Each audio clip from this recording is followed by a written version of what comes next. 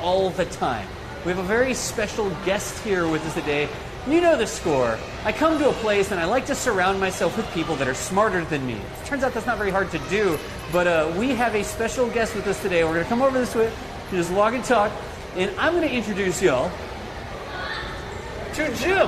Hello. Jim, how's it going? Not bad. How you doing? Well, thanks for spending some time with us today. Not a problem. Jim is an educator here with the Intrepids here in Space Museum, and he's going to be sharing some of his knowledge about Apollo. He looks at me like, wait, what am I supposed to share my knowledge about? Yeah. Space, Apollo. Space, Apollo, whatever. Intrepid. Intrepid, sure. Intrepid's role in the space program. Yeah, absolutely. Because it was actually involved, right? It sure was. We were the recovery vessel for 2 space missions, not just one. Not just one. 2. No kidding. So, chat, do this for us right quick before we get too far into it. Can y'all hear Jim okay? Is everything good? Hello. Yeah, tell him. Hey, everybody. How long have you been with the museum? Like over 6 years now. Over 6 years. And you're an educator. What does that mean?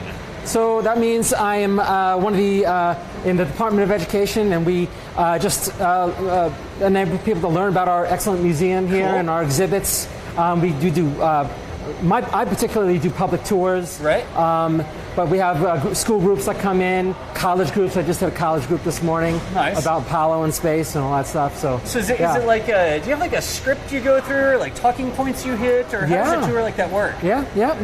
We have scripts that we come up with on our own, but we're also pretty good at ad-libbing? Just ad-libbing. Nice. Yeah, you have to sometimes. Cool. So when you do that, when people come to a museum, they're like, oh, there's exhibits to look at, right? That's great. I walk through and I look at the exhibits.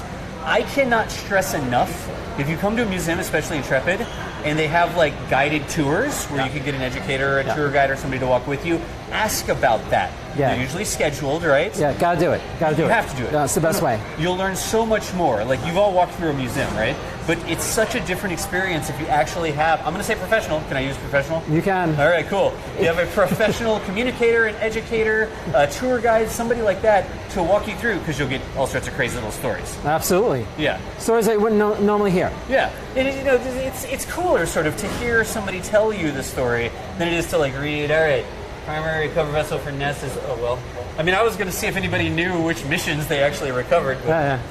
There you go. It right there. Yeah. Good deal. So as we go again, chat, if you have questions for Jim, a bunch of people say hello, Jim, hello, Jim, hello. Hello. It's all in real time. Yes. Extra strong mint, thanks for the sub. If you have questions for Jim, hold on to them. So if we get to a point where we stop and we're like, oh, any questions, that's a great time to put questions into chat. Yeah. If you ask questions while we're just sort of talking, we might miss them. So we want you to be involved. We want you to ask questions. Jim will probably be able to answer all the questions you have. We'll try. I'll make stuff up. Nice. We'll just make some stuff up. And then we'll just move on before they can fact check us. Yeah. Be like, no, we've moved on from that. Nice. But if you have questions, the best thing to do is tag me. I'm Das Valdez, right? And that'll appear on the phone right here, because we do have Twitch chat on the phone. And we'll kick off our virtual field trip. Let's do it. So Intrepid Museum. Yes. It's an aircraft carrier. Sure is. Right? We have all these fancy rockets that land on landing pads back at the Cape, and space shuttles that glide into a runway. Mm-hmm. When we went to the moon, that's not how things work. Absolutely not. Well, the rocket part, yes. The rocket part, yeah. The rocket would take off, but it wouldn't come back and land. No, absolutely not. It wouldn't end up in the Nothing was reusable at all. Right. Back in the day, right? That's correct. So, in order to get the astronauts back down safely, because that's really where the ship's history comes in, right? Correct. How would Intrepid Museum be involved with recovering a mission? Okay. So, just like tossing it out there. Yeah, well, back then, I mean, Intrepid wasn't directly involved in the Apollo missions. Right. But the Gemini program, and before that, the Mercury program as well, which were the 2 first manned space programs in the United States. Right. So the only ships that had the facilities to take care of both astronauts and the capsules and lift them out of the water were aircraft carriers back then, the biggest ships with the most facilities, basically floating cities. So that's why they're going to choose aircraft carriers. Yeah. So were most of the, so y'all know Mercury, right? The first, this is actually a model of a Mercury capsule. Yep, right over there. Yep. The first crewed orbital spaceflight and suborbital, right? Because they sort of shot them suborbital and then they got one all the way into orbit. Correct. So you know Mercury, you know Gemini as well, right? Gemini was this like a 2-seater. 2-seater, as the name implies. Yeah. Yes, Gemini, twins. Yeah. That makes sense. In order to get the crew back down again, were they always aircraft carriers? They were always aircraft Always carriers. aircraft Yes, carriers or recovery vessels were, like I said, that was the only ship that really had all the complete facilities to handle anything that would come down, including bringing the capsule on board as well. Up on board. Yeah. So I know we have a capsule hanging off the side of the ship down there. We do. Can we see it? You sure can? Okay, we'll make it down to the capsule hanging off the ship. And we'll talk about cranes and stuff then, right? Because like an actual crane has a model capsule hanging off the side of the ship. We only a model. Yeah, we only have 2 replicas in the entire museum. Everything else is real. Right. Guys, come and see us. We're gonna focus on the 2 replicas in the entire museum. The only 2 replicas you have. Great planning. We're going to see a real space shuttle though later. There is a real space shuttle. That's true. So how did this work? I mean, they didn't like try to land the pod on the deck of the aircraft carrier. No, it's going to splash down in the ocean. Right. The missions that we were involved in were all in the Atlantic Ocean. Okay. Right, somewhere in the South Atlantic, so nice and sunny, right? Nice weather. Nice. It's going to splash down there, and then our helicopters take off. Once we find them, helicopters take off. Right. And we go down low, rescue divers jump in. We can put flotation rings around the capsules. To stabilize it, I guess? Yeah, so it doesn't sink, right? Because we wanted, it's like a data there. We're in a race with the Soviets at the time, so that's all important. In fact, that was the #1 priority. Believe it or not, before the astronauts, is to get that data because we're in the race with the Soviets. But anyway, we also want to grab the astronaut as well and take care of him or both of them. Yeah, kind of sort of important. Yeah.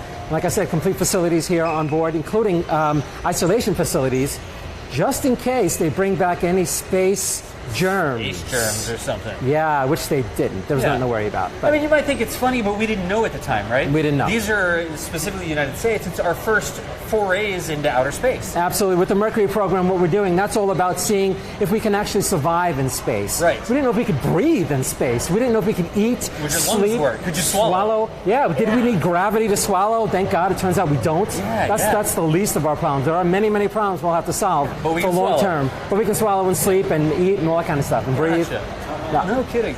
So they would. You said they splash down, right? Splash down in the ocean. What is that? They splash down. Like, are they going for a target? Do they just go anywhere in the Atlantic and then we go and meet them, or how? Did they have a target area? So they had a target area. Sometimes it seems like they just went anywhere, but specifically with the Mercury Atlas 7 mission with astronaut Scott Carpenter, of which that is a replica. That's a Mercury 7. That's a Mercury 7. Yeah, it's named the Aurora 7. Okay. Because the first 7 astronauts of the United States were called the Mercury 7. Mercury 7, right? Scott Carpenter was one of them, and they all had the opportunity to name their own capsule, and they all named them something 7 in honor of their group of 7. Right. So you had Freedom 7 and you got it. Friendship 7 was one. Yes, you got Aurora it. The 7 two most favorite, right? What are the other ones, Chad? I actually don't. So see, we can tell them to do stuff, and we can be like, name all of the Mercury spacecraft or whatever. Right? Yeah, do that. Yeah. We got Freedom, Friendship, Aurora. Yep. What are the others?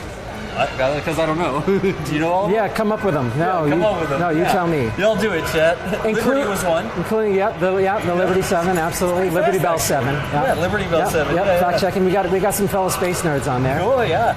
As it turns out, they sort of self-select. So they got to name their own capsules. Got to name their own capsules, yep. I didn't know That's a privilege that they had. I didn't know that. Huh? Like, I just thought that, they came up with an inspiring name or something, right? By the way, we're not being attacked. That's it. Is that the interactive thing? It's an interactive kamikaze experience, okay, gotcha. Can y'all hear the interactive experience going on over there, y'all?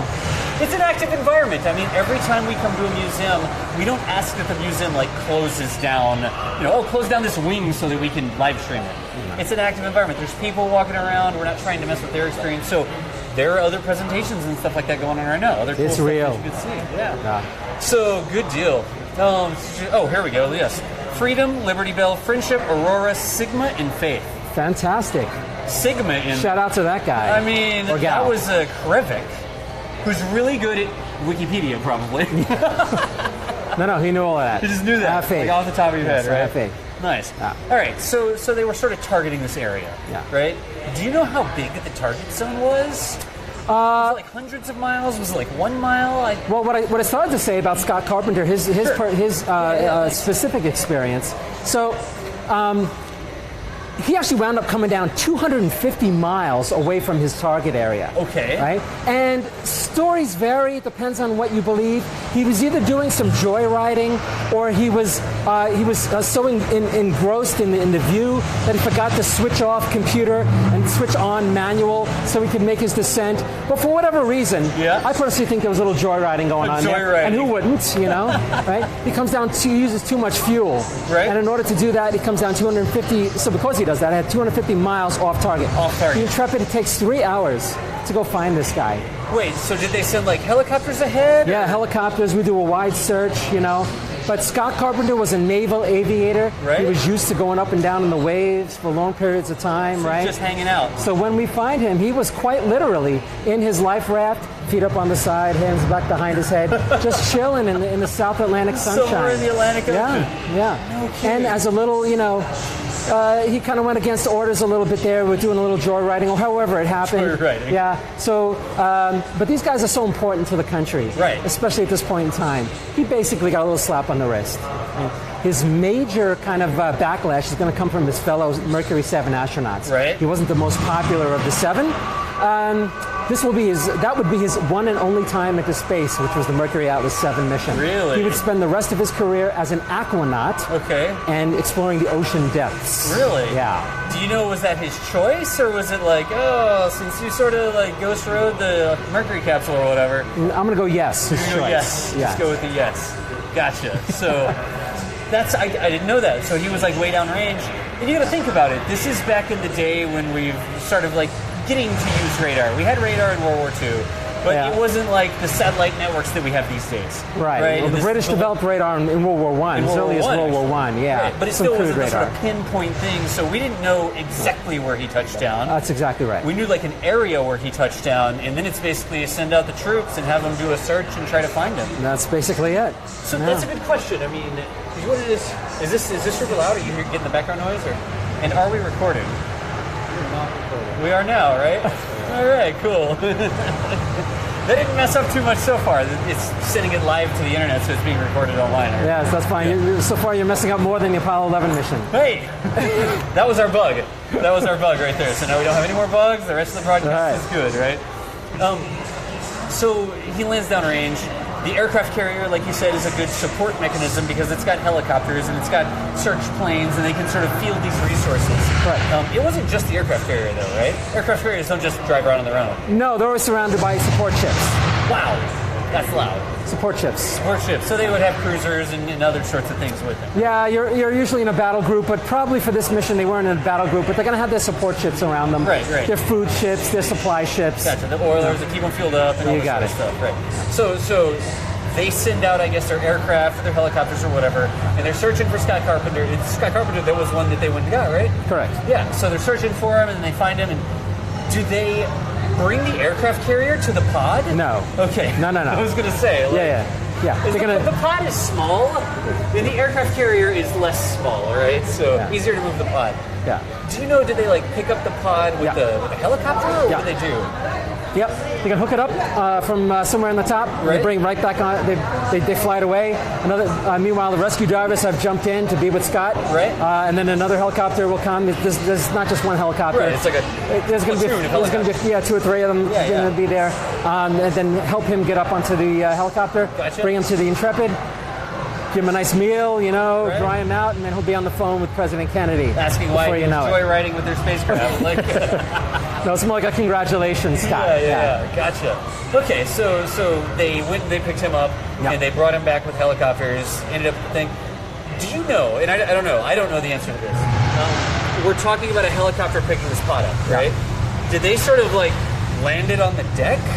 Or did they put it back in the water and pick it up with a crane, or? Yeah. With these smaller Mercury capsules, I believe they did land them right on the deck. They just drop them right on the deck? With the larger ones, like the Gemini that maybe we're going to talk about later, right?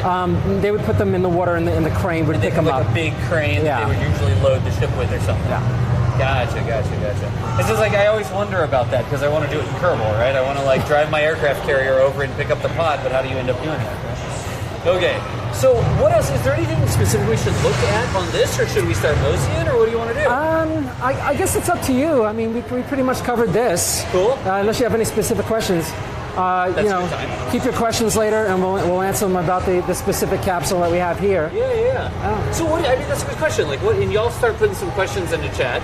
And this we said was a model, right? This is a model. This is not the actual. No, but it is to scale. It's the exact size. Right. Yes. So it's like an engineering model or something like that, right? Yes. Who makes these? Do you know?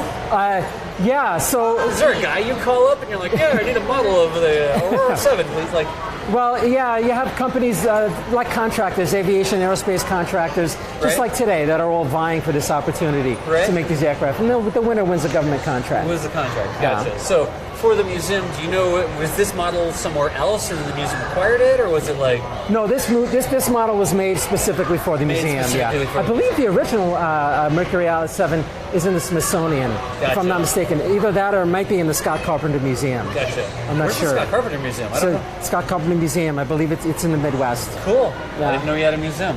I guess it makes sense that they can have their own They all museums, have right? museums, They all yeah. have museums, like in their hometown or something Like a like president, that. yeah. Yeah. Could be yeah. a small one. Gotcha. All right, so questions. Too many years to stay in the pod. Oh, so the astronaut, okay, did the astronaut ride the pod when the helicopter picked it up? No.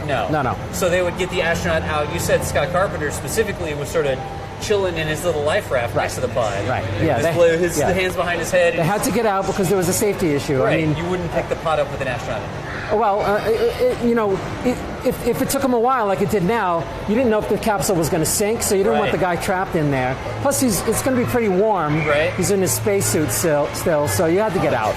Oh. Plus, he's trapped in there. He was trapped in there for about 5 hours or so. Wow. So while he was going around the Earth. It's like you don't want to get out. It's like you land and you take a commercial flight somewhere, right? Yeah, you want to get out and stretch your And legs. as soon as the little bing goes bing, everybody stands up, and it's like it's going to be 10 minutes before they get the bridge over here to us. Yeah, especially- everybody wants to get out. Yeah, he's going to be all cramped up in there. Yeah. He's basically in a fetal position, Right. sitting in the bottom of the capsule there. Does this so one have? Can you see inside of it, or is it just an exterior? no, it's just the exterior. All right, the interior is not visible. I have a really interesting story if you want to hear about the first American astronaut to orbit the Earth. Which one was that? Who was Sure. that? Are you asking me? I'm asking you. Asking chat. Who was the Okay. first one to go around the Earth, huh? Yes, that was John Glenn. You might have heard John Glenn's pretty famous guy, Right. Right. Also, the oldest astronaut ever in space. Anyway, so John Glenn, at first, as he's going around, he's going to go around 3 times, and he's enjoying the ride, and he's going to report seeing something that he's going to call fireflies. Okay. Right? These little bright specks of light that are kind of adhering and sticking to the capsule. And to him, it kind of looked like they were flying over to the capsule to see what's going on. Really? So he reported this, yeah. And it's going to go down as kind of a UFO sighting, right? So that's part of the reason that Scott Carpenter was kind of distracted, let's say, when he was up there. He was looking for John Glenn's fireflies. Turns out what they were is just ice crystals. Really? That were melting and coming off the capsule, and they kind of glowed as they came off, and it looked kidding? like fireflies. Kind of cool. Did he like observe them and he's like, oh, they look Yeah. like ice crystals? Is it like we figured that out after? They figured that out after, but to him they were fireflies. He didn't really know. He wasn't really sure what they were. Because it's just you see something, you got all this other stuff going on. Correct. You're in the spacecraft, you have to make sure you're getting back safely and stuff. But you Yeah. make the observation, and you might not be able to do it. No. Did Alan Shepard see those? Because he didn't actually orbit the planet. No, he went up and down. Whole thing was 15 minutes. That was 15 yeah, minutes. whole thing was 15 so it minutes. might have been like the time that the capsule spent in space, the fact that it was actually in orbit at that altitude. No doubt. Suborbital shot. No doubt. Gotcha. I didn't know that. No. Another cool story I didn't And actually, know. John Glenn, as he's getting prepared for re-entry, Yeah. Mission Control is going to get an error signal, and they were worried now that his heat shield, which is on the bottom, I don't know if we can go over there. Can we go over there? Yeah, we can. Yeah, we can go. Yeah, that's good. Let's Okay. go over there, Okay, yeah. what are we doing over here We've then? been standing here the whole time. Yeah. Here we go. Yeah, so the heat shield would be over here, right? And the engine pack here would be, or the retro package would be on the outside of it. Mission Control is getting a signal that perhaps his heat shield has come away from the capsule and is lost. Like a sensor's malfunction? or Yeah, something? yeah. It's like, There's and like a light. they relate Check this. the heat shield light. Yeah, like a blinking light. Yeah. This is pretty much all they had, you know. Yeah. And basically, they relay this to John Glenn, and they say this retro package is supposed to be ejected upon re-entry. But they say, you know what? Keep that on. This may be the only thing that's holding the heat shield on. on. Right? Turns out it was faulty, and there was nothing wrong with the heat Just the shield at sensor all. was wrong or something. Yeah, something like that. Gotcha. But they actually, so look at this. Like, come and check this out. Because this part right here, right? This is the retro pack. So this had the fuel and the engines required to push the capsule back out of orbit. Well, fuel's inside. Fuel's okay. Very, very small amounts of fuel just to power these rockets. Just to power these. Yeah, just it's all computer controlled. Yeah, Gotcha. they're going to use the vast majority of the fuel lifting off from the planet. Off to get up, right? But it's just clamped on. Yeah. Right? Like if you look right here, it's literally just 3 or 4 clamps where it's sort of holding on. Right. And so they saw the warning light, and they thought that maybe the heat shield wasn't connected correctly, wasn't adhering to the bottom, or wasn't bolted on, or whatever. Right. And they were using those clamps to try and keep the heat shield on it. Yeah, they said don't eject your retro package. Retro pack. Yeah. No kidding. And then this is like the bottom, the curved part there. The gray curved part is what the heat shield would be. Right. And then the retro pack normally would be ejected and it would go off and burn up in the atmosphere or whatever. Correct. But they said to keep it on because those clamps would help hold it. Yeah, and the astronaut is literally, he's got his back over here, he's got his legs kind of up the side here. Yeah. Like I said, in kind of a sort of a fetal position. Yeah, there's not much room between the re-entry heat, the atmosphere, and you. So. Right. Alan Shepard, first American in space, would liken it to spam in a can. This is what he would say. He feels like spam in a can. Spam in a can. Yeah. Cook spam in a can, honestly, when it comes back down. It could be. I mean, it's hard to see, so this one you can't see the inside of the model, but there's not a lot of room in this capsule. Absolutely not. There's not a You got lot the right of room idea. in the capsule. Yeah. I mean, it's at the time we were literally strapping human beings to the top of like intercontinental missiles, right? And it's like, oh, instead of a warhead, let's just put a guy up there. That's pretty much what it's like. Yeah, that's what it was. God. Yeah. Well, let's keep on. Well, questions. I guess I said there were some questions, right? Questions. What do you mean? Tapping my phone? What do you want me to tap my phone about? Oh, yeah, we'll move this way so we do the tap. Then I'll move back over this way again. Okay. Yeah. He's our director too. Like, the whole thing is ejected before entry. Right. The whole thing is ejected before entry. Those clamps sort of eject, and the whole package comes off, and it's just the heat shield. Yeah, Correct. You got it, Mick.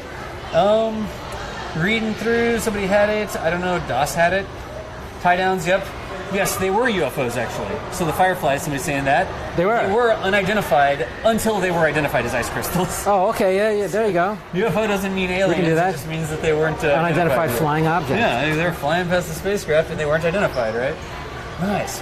How is the retro pack controlled? Is there a connector on the outside of the capsule?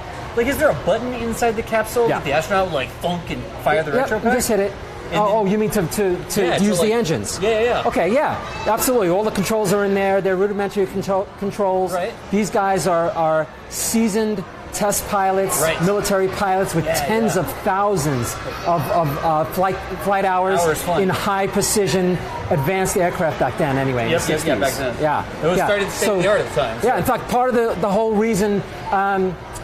How they made these capsules is so that the controls mimicked as much as possible those controls in their fighter fighter jets, planes, right? Yeah, in their aircraft. Yeah. So there'd be a button. You just eject the whole thing. And you could eject the whole thing, and you could all right, you're gonna do a burn in this time, like count down 3, 2, 1, burn, and then you would hit the button, and that would do the retro burn or something like that. Yeah, that is computer controlled. Computer controlled. That's controlled by the onboard flight computer. Gotcha. Which, by the way, for you can put computer nerds at home. I'm not. But we're talking now in 1962, you probably had a memory size of probably less than 1K. Not much. And less than 1K. You probably had a storage of maybe 10K at the time. Yeah? Yeah. It's just not very powerful computers that did this stuff. No. God, no kidding. Let's see. We have a question. What are the actual attachment parts for the retro? Those are all metal. I don't think there were any like ratchet straps on there. It's actually all metal, right? It's all metal. Yeah. It's like a metal framework, I guess, that was holding it on. It wasn't like a strap or anything that would hold them on. Because the strap, I guess, what they were thinking is they would burn off. Because I think you're thinking like a strap, like a tie down, you would secure something to the bed of a truck with. No, I don't think. I think it was. I'm pretty sure it was metal. Yeah. It was something more secure than that. Unless we're wrong. I'm pretty something sure more was sturdy metal. than that. Yeah, not some combo metal and straps. Pretty sure. Let's see here. So we might refer to them as straps, but that doesn't mean that they're fabric straps. Yo, correct us if we're wrong. Right. I don't know everything. I thought, I mean, probably from what we were saying, I said strap to the back. Strap to the back. I didn't literally mean, with straps. No, it's got one of those ratcheting tie-down things. Yeah. There's an engineer out there before the flight, like, cranking just it down. before, How does that sound, John? Does that feel tight? Shakes it. Tries to see if it's secure. Question. Oh, we can do this right now. Godzilla, yeah, sure. This might be a question for the industry. my favorite, I by the know. way. But does Jim have a fun fact about the space race that not very many people know or you think is really cool? You have Oh, wow. anything like that? Fun fact. Fun fact, actually, look there's a point in the educator tour guide sort of thing where you're like, actually, you can think about Fun it. fact. Some Yeah. fun fact. Well, It doesn't have to be fun. well, I was talking about computers. Okay, Right. let's talk about Apollo 11. Okay. Apollo 11's flight computer had a grand total of 2K memory, Yeah. a storage capacity of 64K. Right. Right. I like to tell people when I take one of my space tours, you know, inevitably there's somebody holding a smartphone like you are right now, Like I am right? right now, There's right. literally more computing power in that smartphone than there is in this entire vessel, Yeah. including the Enterprise, including the Intrepid, everything all together, except for the modern offices that are now on the sure. computer. Yeah. You know, We've added. There's actually desktop computers in the offices now because they converted it to a museum. yeah. No kidding. So it's the sort of thing you hear, like, oh, your phone is more powerful than insert spacecraft name, right?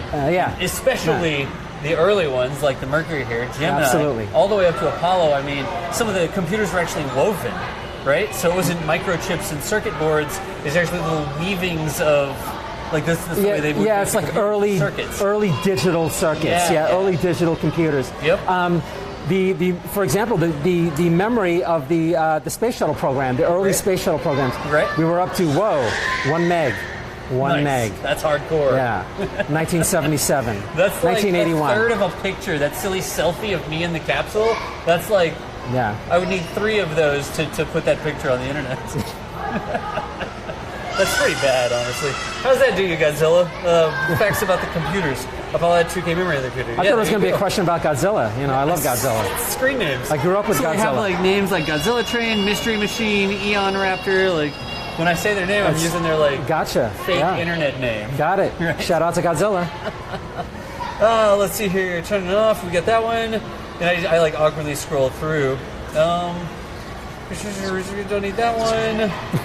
A rocket strap to it. We got a Oh, question from the I'll go to the second floor. Oh, You wanna how do go- you go to the second floor? Yeah, we don't know. You want to go to the flight deck? Yeah. So what are you going to do? You're going to go down here. This one. Yeah, on the right side, you'll see an side. elevator. Okay, thank you All very right, check it out.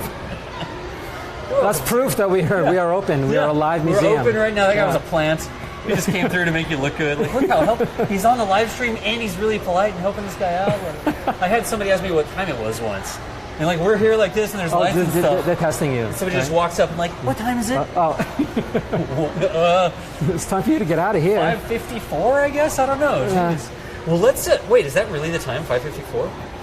No, It it's it is. Yeah. Yeah. Oh wow. Well, let's walk down. What's hanging off the side? What sort of model is hanging off the side? That's the Gemini That's 3 the Gemini. capsule. Can Yeah. we walk down there and see that? Yeah, let's do that. Yeah, we're Yeah. gonna walk down there and see that. We'll figure out how we're doing. I don't expect you to walk backwards here, right? But it is the active museum. We're not going to try to bump into any people, but y'all come along with us. And is it open? Like, do we have to step behind the curtain? Or We do. It should be open. Yeah. there should be like a walkway or something to get to it? Yeah. This is like just a little area behind the curtain there. All right, cool. Oh, wow. Yeah, there it is. We'll see if we can go and exert our presence, because maybe if we get the camera in there and the light and stuff, people won't like try to walk in. This, Oh, wow. by the way, is a replica of the Gemini 3 Look, this is capsule the size of from the- from the outside only. This is the actual size. This is for kids to go inside and play You with. go in there You and know. lay, and they have like some little screens and stuff you can hit Yeah. and stuff like that. Oh wow. Maybe the camera points out so you can see it, and then you don't need to. We're at the Intrepid Museum. So it's right over there. If you go that Yeah. way, you can point that way. So what is this one? So that is the Gemini 3 capsule, and that is where 2 astronauts were, Okay. John Young and Gus Grissom. Wow. The Intrepid was also the recovery vessel for that mission as well, and they came down a mere 45 or so miles off target. Off their So they target. were a lot closer They than... didn't joyride as much. Not as much. They were sort Not of as keeping much. each other honest, I guess. Yeah, I guess so. John, Yeah, you they can't were, do that. No. They were okay. Yeah. Now's the time to hit the button. But so for Gemini, they actually loaded the recovered capsule onto the aircraft carrier using a crane. Using a crane, yeah. Using a crane like that. much like you see it right over there. Yeah. So That's another thing aircraft carriers had over other ships is cranes to do these kind of things. Right? Gotcha. To do that There's as well. actually some video and stuff like that as well on there. You know, we can pop Yeah. back over to that. But what are the yellow things on the side of the capsule there? Okay, so those are the kind of the floats. Okay. All right. Those would ensure that the capsule didn't sink. Right. And unlike Mercury, because with the Mercury capsules, the rescue divers had to jump in with floats in their hands and They would attach it to the it bottom. to it? Yeah. Okay. The Gemini actually had an inflatable ones, so that could much better protect it from Integrated sinking. into the spacecraft. Integrated into spacecraft. It would just inflate. So Mercury is like sort of bare bones. Do you want us any specific way, or just good? Mercury is just sort of bare bones, Yeah. and it didn't have. I mean, clearly it had the parachutes and stuff like that to get it home safely. We already talked about the retro pack. We talked about the heat shields, the controls. Clearly the astronauts in there, right? Right. But Gemini was a little bit more sophisticated, I guess. A little bit more. because it had some built-in floaties. Now, Could it call them floaters? just not floaters, yeah. Not floaters. So the Mercury program, like I said before, was all about testing these basic skills. You know, Right. can we do stuff in space? Can we exist in space? Should we even bother going further? Should we get there? Once, Yeah. once realizing that we can do all that, the next stage was going all to the moon, to satisfy President Kennedy and his challenge to the nation. Yeah. Right.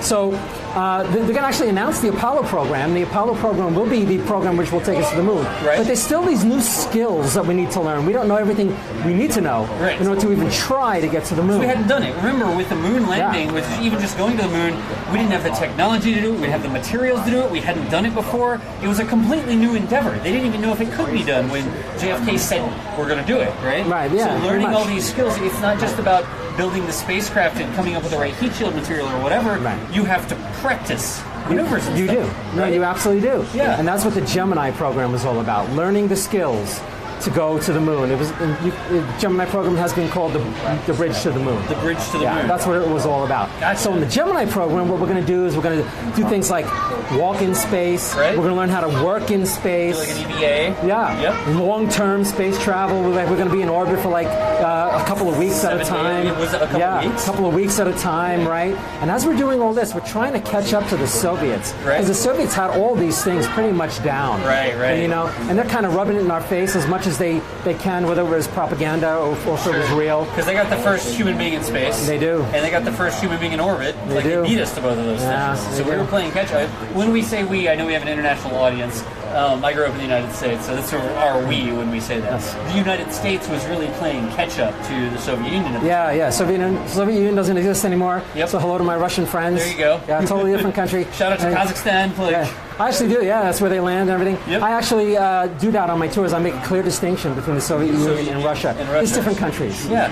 Whenever, for example, we have a Cold War era submarine down there. Right, And Growler? Yeah, the Growler. Yeah, the and whenever Growler. I'm giving tours on there, Yeah. sometimes some people will be from Russia, and they'll be like, "Oh, this was what you used, against us." And I'm like, "Well, it's a different country. I mean, it's a different back then thing. it's the Soviet Union. Yeah. It's a different era. Yeah, it's a different thing. time now. Yeah. So the space race happened, and it was a thing, and part of what pushed the space race forward for us to learn this stuff like we learned during Gemini was the international competition. That's it. We want to get the high ground, honestly. So that is the history. That's what happened, right? Go ahead. I was going to say there was a perception, and most of it was actually real. There was a perception that the United States was lagging behind the Soviets in technology.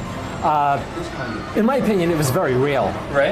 So whether real or imagined, this was the public perception. So Right. that just wouldn't fly with President Kennedy or the U.S. government. Right. President Kennedy himself admitted this is an extremely expensive venture. Oh, right. That he didn't want to do if it wasn't possible. Sure. So it was just all this money. And by the way, when he says all this money, people have this perception that the space program, like I don't know, ungodly amounts of the U.S. budget was thrown into the space program, which is absolutely not true. Right. The highest the space program budget was in the height of Apollo, and that was. I believe it was 6.5, 6.9% of the U.S. budget. Right. 6.9%. Of the right? GDP or whatever. Of the U.S. budget, Of the budget. of the Okay, U.S. gotcha. budget. Today, the space shuttle was operating on 1.5% of the national budget. Now, you and I would love to have 1.5% of the U.S. budget, right?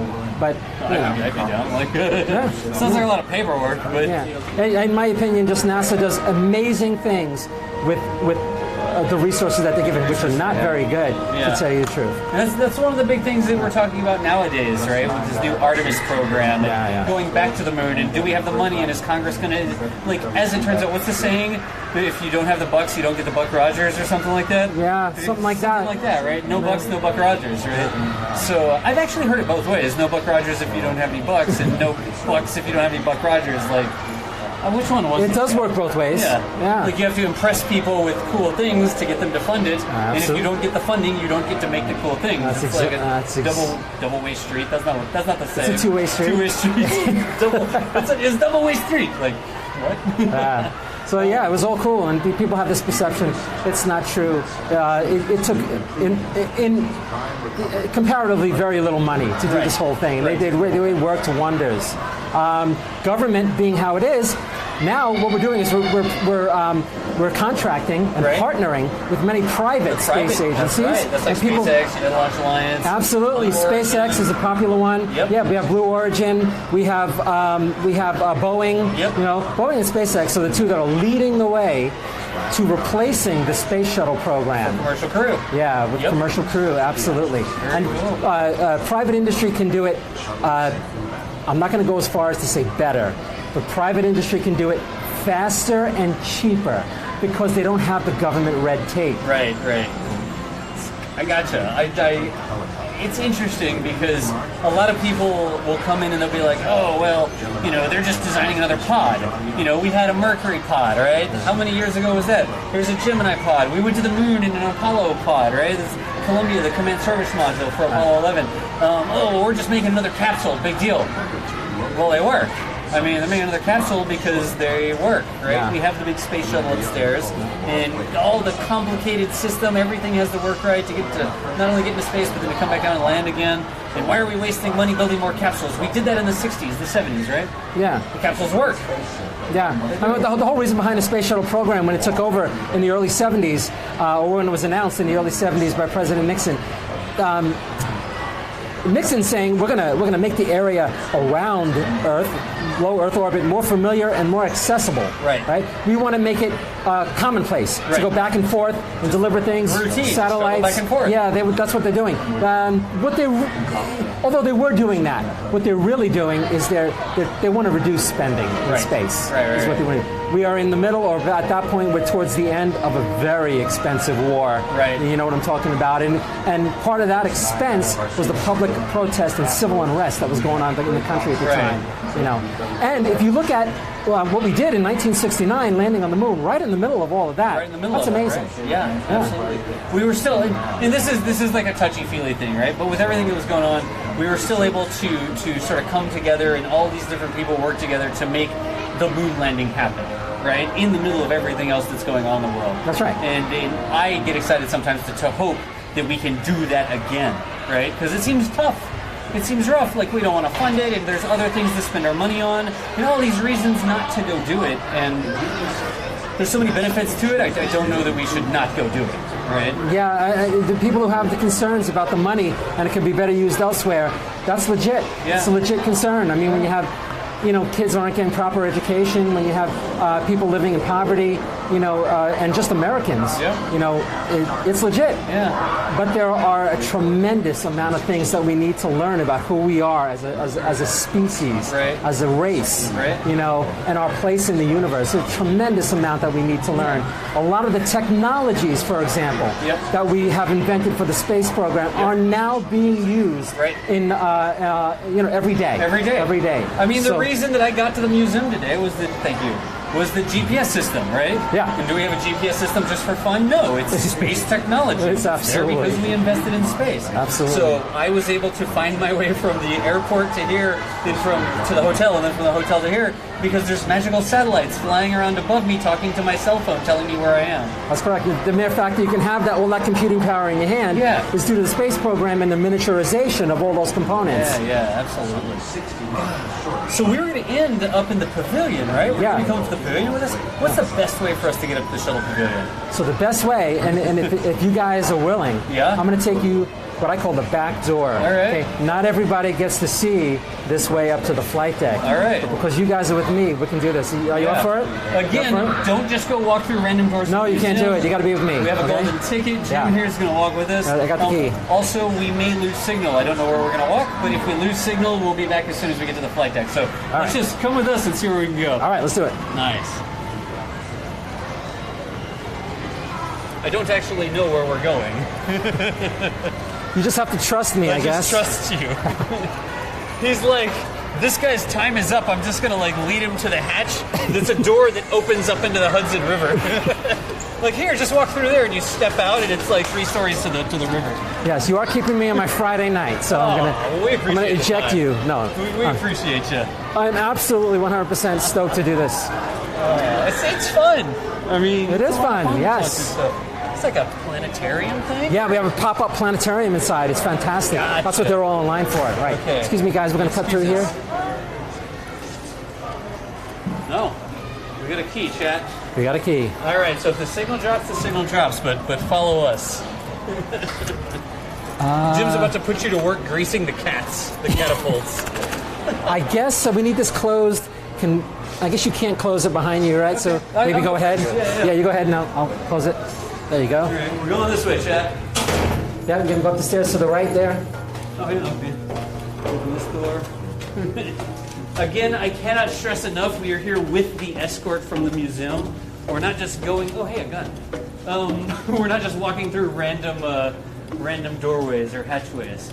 So here's kind of a fun thing. Okay. We have 2 examples here and one over here of our 20-millimeter short-range anti-aircraft guns. Yeah? Yeah, here on Intrepid. Not as useful for recovering astronauts. No, but other no. place in time that they would be used. Yes, not terribly useful.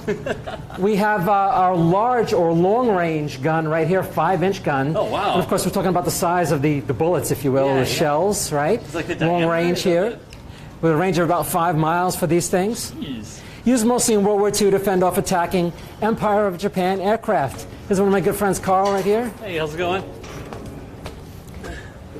Oh, wow, so we're on the side of the shuttle pavilion. You are.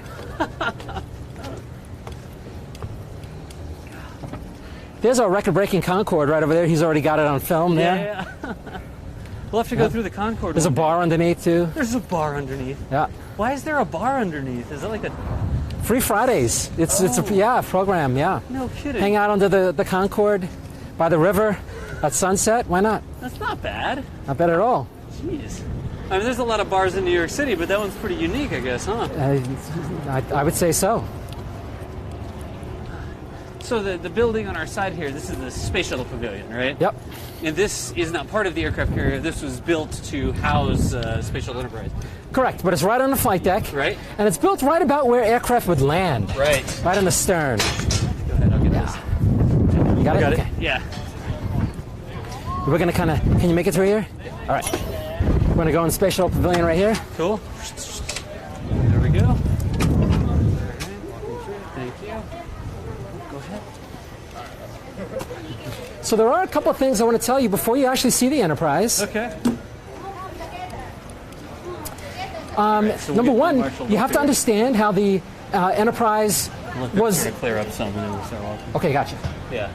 So the Enterprise, am I still on? Yeah, you're Okay. good. Now let's talk. Yeah. right. We So- just didn't want to be following them in. Not a problem. Yeah. The Enterprise was the prototype. Right. Okay, the first space shuttle never went into space, but I made it possible for all the other ones to do just that. Right. Number two, the space shuttle program was never designed for passengers, was never designed for any kind of sportiness, nothing, no purpose like that. It was Right. designed for one purpose and one purpose only, and that is to take big, heavy, expensive payloads or objects, cargo, if you will, Right. bring them up and put them into orbit like satellites. Right. Pieces of the International Space Station. It helped build the space station It was as well. assembled with the space shuttles. Absolutely, it was. So that's the purpose. And here you go. Yeah, where do you want us to go? Tell us where to go. Yeah, let's hang out right over here. It's always fantastic. So what we have over here is our first reusable space transportation system, STS. Yes, Yeah, there that's you go. why the missions were named that. Yeah, Right? you got it. Yes. All space shuttle missions will be named STS 1 through 135. Right. Basically, there's some shaking up in the middle, but that's too much detail. Sure, understood. So 135 missions. It's 122 feet long. Yeah. But if you notice, if you see the back there, it's got a big tail, big bubble on it. That's Yep. the tail cone. The tail cone, And yep. that's made for ease and reducing drag and transport. Yeah. Okay. Can't quite get it That from makes here. it 138 feet long. Yeah. The wingspan is 78 feet. And if you look up there, you see the doors. That's the payload bay or Yeah. the cargo bay. 60 feet long, 15 feet wide and high. It was designed to carry up to 65,000 pounds of stuff, and it's big enough you can easily fit like a New York City MTA bus right in there. A bus. Yeah. If you had a reason to take a bus to space, you could just put it right into the Yeah, we payload did bay. take something the size of that, which is the Hubble Space Telescope. Yep. Yeah. So Yep. So we went from the first little pod we saw, right? The Mercury pod that had a little retro pack on the back of it, to this. yeah. In not a lot of time, honestly. Not a lot at all. Because you went Mercury, Gemini, Apollo missions. We landed on the moon for the first time in '69, right? Yeah. And then there were a couple missions after that. Into the early '70s, we landed on the moon again. But when did the space shuttle start flying? So the first launch is going to be in April 12th, 1981. 81. That date is not chosen by mistake. It is 20 years to the day of Yuri Gagarin's first flight into orbit, the first human being for the Soviet Union into orbit. 20 years to the day. So to go from the first time that anybody made it into space to this Yeah. in 20 years, Correct. that's kind of crazy. That is crazy. Also took us 20 years to put our first female astronaut in there. Shout out to the ladies over there. There you It's, go. I'm all for you guys. It took us 20 years, unfortunately, to Yeah. put our first American female astronaut into space. Gotcha. After Valentina Tereshkova did it with the Soviet Union, again, rubbing it in our faces Yep. in 1963. Jeez. Well, that was one of the other things, right? Was it Mercury or was it Gemini where they actually originally had a couple female astronauts selected? Yeah, more than a couple of the Mercury 13. The Mercury 13, Yeah. right? Yeah, Jerry Cobb and all the other ones down Yeah. there. Yeah, they Never flew. They never did. No, it was actually a privately funded program. Yeah? The U.S. government never got behind it.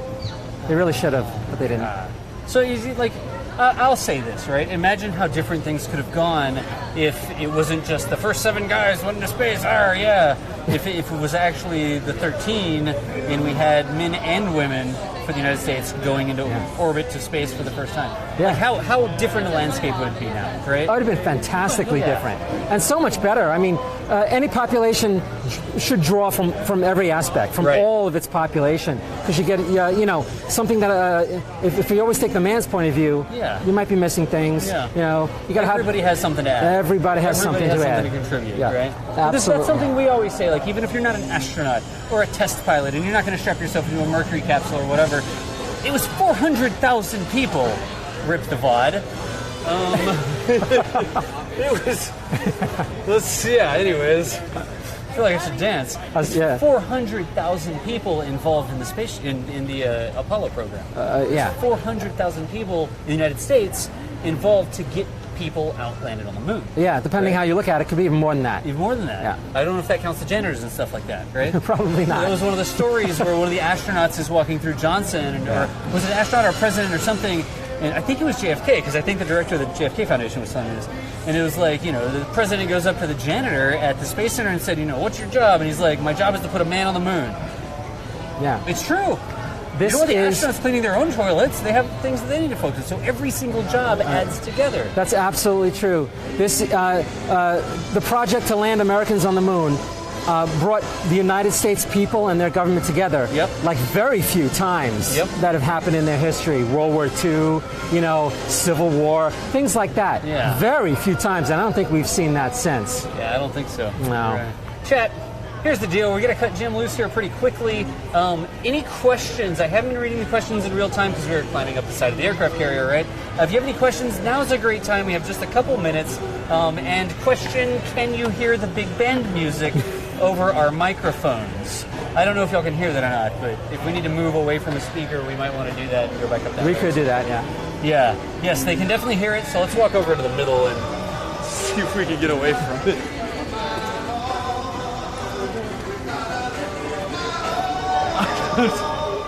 That's new. I don't think they normally play that. Is that like a Free Friday thing? That's a Free Friday thing. It's a Free Friday Yeah. thing. Yeah. But notice, it's all space themed, Blue Moon, Blue Moon. Yeah. Oh, we're not going to be able to get away from it. It doesn't sound like it. Yeah. We're surrounded by speakers that are playing. It's fine. We'll just stay right here. We're in the middle of everything, I guess. We're right underneath the Enterprise, by the way. We are. It's on jack stands right now. Yeah. Yeah, the Enterprise is on. Literally, if you zoom in on the plate right there, this is an aft orbiter jack. You'll see that? Yeah. It's the same sort of jack they use on airplanes, but this is literally a space shuttle jack. It's a real thing. That was awesome. We are legit here at the Intrepid. Yeah. So questions. Let's see here. Jim, what's your favorite part of being an educator at the museum?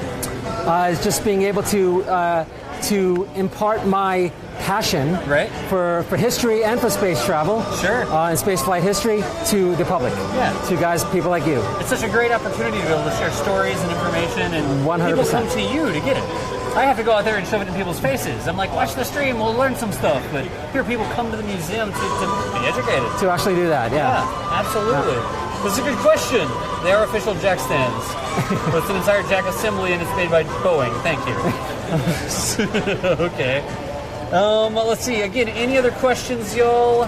Asking about the flag on the side of the space shuttle. Okay. It's backwards on one side. It is not. It is not. Okay, that's a popular question that we get. When you say it's backward, I want you to imagine the space shuttle moving forward. Okay, in the air. I want you to imagine the flag as an actual cloth flag, a real flag, right? Like there's a Which stick way at the would it be top of blowing? it? Yeah, like there's a stick through it. Which way would it be blowing if the space shuttle is moving forward? And that is a United States thing. Everywhere you see the U.S. flag, even on patches on military uniforms, okay, even on our security guys, right?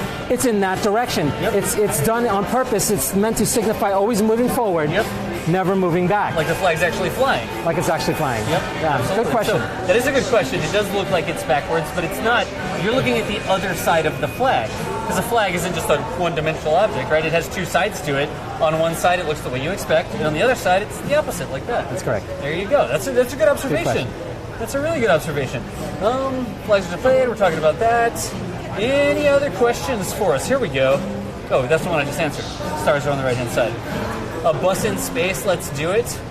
If you go to the Kennedy Space Center Visitor Complex in Florida, they have like a ride where you literally are in a bus that's been put in the payload bay of a space shuttle. Aha. So it's like a Universal Studios sort of thing, right? Yeah. You sit down and you strap in and you're like, all right, we're taking off.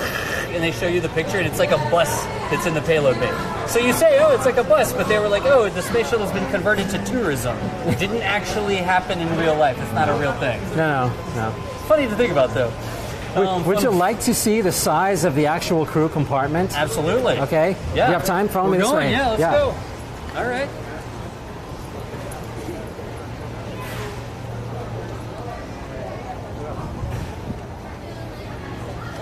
There's a good number of people here today. There are. I appreciate the fact that there's a good number of people here today. You know? So if you look up at the space shuttle there in the front there, you see that horseshoe-shaped hatch? Yes. So that's the hatch that they get into, right? The crew get in and out. Right back behind there and below the flight deck, which you could maybe see the corner of the windows up there. Right. That is the mid-deck, because there's a lower deck as well. But it's in that mid-deck where your standard crew of 7 astronauts are going to spend most of their time, okay? You can do a lot of work in there, not all. Right. But they're also going to do things that you and I do every day here on Earth. Don't give a second thought to. Right. Turns out, in orbit, you got to give a second, third, and a fourth thought to all these simple things, right? Sure. For example, sleeping. Yeah. That's where they're going to sleep. Right? They have little bunks, or they just strap themselves to the wall? Well, what they're going to do is they're going to remove their... Yeah, you're actually just right. They remove their sleeping bag, if you will. Yeah. They're going to Velcro it to the wall. They're going to unzip it. They're going to climb in. They're going to zip it up. Yeah. They're going to go to sleep. Yeah. Just like this. Because think about it. In microgravity, there's nothing actually holding you down onto the bed. Nothing at all. So if you just tried to lay on the floor or whatever, you would start to float around, and your sheets would end up in the air intake, and it wouldn't be a good time. So you have to secure yourself to the wall so you don't float around. You do. And here's the size of the actual mid-deck that the crew are going to be spending most of their time in. Right. So if you can get this seam right down here by the floor. Oh, really? Yeah, that seam right there. Okay, this one right here? Yep, take it to the door. The end of this case over here. Right. Same distance over here. Right? Okay. This tall. This is about the space of your mid-deck. Really? In here we're 7 fully grown adults. One mission was 8. 8 fully grown adults. Eating, sleeping, going to the bathroom all together right here in this space. You kind of have to like each other. I like this. It's like, here's the space right here, and we'd get me, you, and then 5 of our best friends. We'd have to get along with them, right? Yeah, you'd have to. And they do get along. I mean, they're training for years together. So if they need to be replaced, they will be. And they have the flight deck. What do they call it? The flight deck? Like the cockpit, like the flight deck, yeah. So there's a mid deck, there's the top part of the cockpit, The flight deck, right. And there's what's the bottom? A lower deck. Lower deck. Yeah, the lower deck. That's where you're going to have. Deck? You're going to have things like the CO2 scrubber there, scrub the carbon dioxide out of the air. Electronic equipment. In fact, it's basically what used to be called the service module of the old modular, like Apollo and Gemini missions. Yeah, all the electronics are in there. Gotcha. That's one of the things I know. If you walk over that way, you can see the nose gear. Yeah. And the nose gear on the shuttle go all the way up to the nose. Yeah. So you look at it and you're like, oh, there's so much room in the front of this thing. Well, there's not. There's not. It's heat shield and nose gear and equipment and tanks and stuff like that. And then this here is about the amount of space they would have. Yeah. This is a lot more space than the Mercury capsule. It is. And the Gemini. It is. And the Apollo. You got a ladder going up on each side to the flight deck. To go to the flight but that's deck. where your commander who's in charge. Yeah.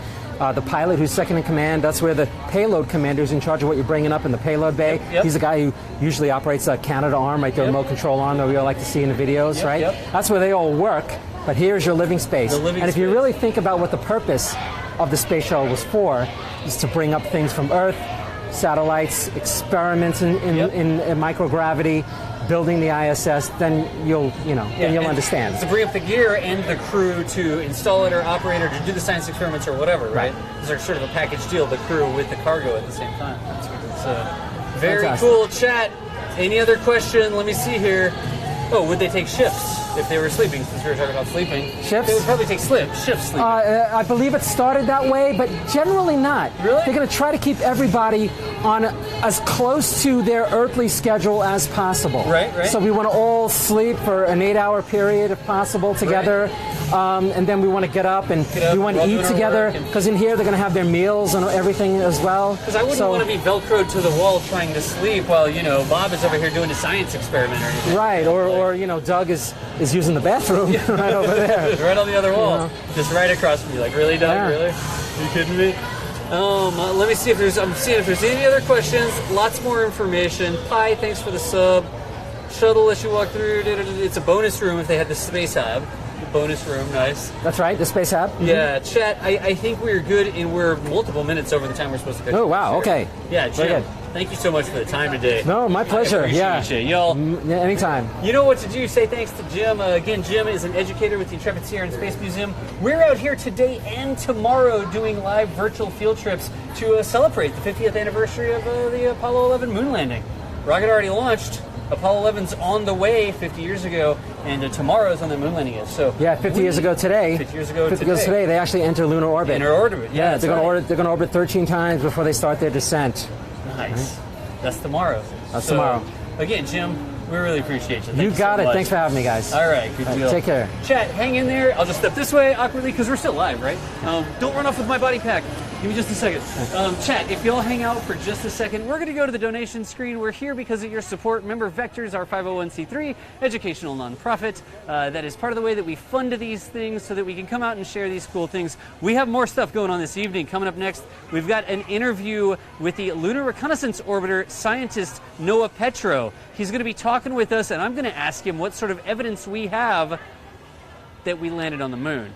He's the expert. He's the guy that runs the Lunar Reconnaissance Orbiter, and we're going to be talking about things that they have gathered that prove that we actually did the moon landing. So if you think that we didn't, stick around. Maybe this guy can help convince you otherwise. After that, Noah's doing a presentation on lunar science, and then after his presentation, we're going out to the flight deck because they're doing flight deck astronomy. We've got Jupiter Joe that's going to be out there talking to us. He's got a couple of his telescopes set up, and we'll see if we can't pipe in some live feeds of whatever we can see from the flight deck here in New York City to y'all on the stream. So it's 6:30 right now, and we're going to be going until about 9:30 tonight. So we still have 3 more hours of stream.